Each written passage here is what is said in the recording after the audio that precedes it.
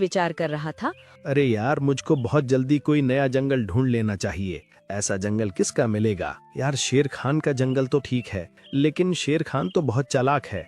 वो तो साधु संतों के मामले में नहीं पड़ता और ना ही इन पर विश्वास रखता है। वो तो आंखों देखी और कानों सुनी पर ही विश्वास रखता है। अरे हाँ, शेर सिंह का जंगल है। वो बहुत ही ज्यादा धार्मिक और साधु संतों पर विश्वास रखता है और वो ज्योतिषियों को बहुत ज्यादा महत्व देता है। उसको मूर्ख बनाना आसान होगा। उसी के जंगल में चलता हूँ। और गुरुजी शेर सिंह के जंगल में पहुंच गए।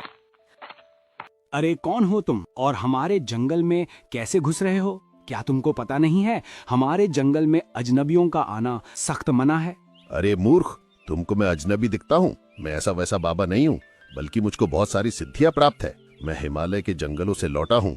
वहाँ मैंने कठोर तपस्या की थी और मैं तुम्हारी जंगल में इसलिए आया हूँ क्योंकि तुम्हारे जंगल में भविष्य में संकट आने वाला है और मैं संकट को टालने के लिए आया हूँ। जाओ, जाकर कह दो अपने राजा से, अगर वो अपनी मृत्यु से बचना चाहता है तो मेरे पास आए। मैं उनको एक उपाय बता दूंगा, अन्यथा इस पूर्णिमा को तुम्हारा राजा की मृत्यु हो जाएगी। और गुरुजी की बात से गजराज काफी डर गया और वो दौड़ता हुआ अपने राजा शेर सिंह के पास पहुंचा।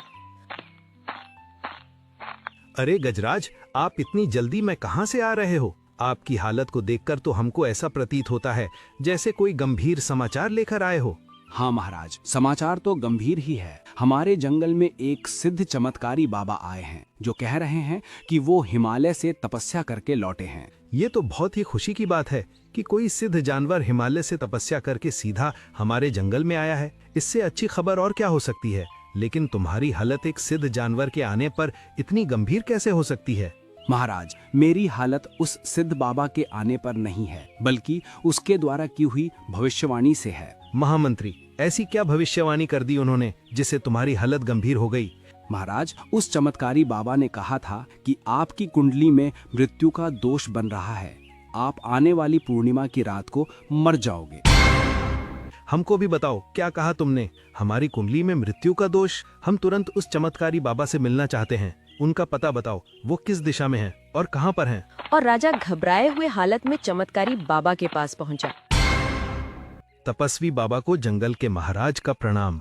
आओ राजन, हम तुम्हारी ही प्रतीक्षा में बैठे हैं और इस जंगल में हम तुम्हारे ही संकट को टालने के लिए आए हैं। क्या बाबा ये सच है कि मेरी कुंडली में मृत्यु का दोष बन रहा है और मैं इस पूर्णिमा को मर जाऊंगा? हाँ राजन, तुम्हारी कुंडली में मृत्यु का दोष बन रहा है और यही कारण है कि हमारा तुम्हारे जंगल में आगमन हुआ है। तुम एक ईमानदार और निष्ठावान राजा हो, इसलिए हम तुम्हारे संकट को टालने के लिए आए हैं। हम जैसा कहते हैं तुम वैसा करते जाओ राजन। हाँ महाराज, मैं ऐसा ही करूंगा जैसा आप बताओगे। शीघ्र बताइए, मुझको क्या करना होगा? यहाँ से कुछ दूरी पर एक बल्लू नाम का राजा रहता है और उसके जंगल में काली पहाड़ी है। अगर तुम उस काली पहाड़ी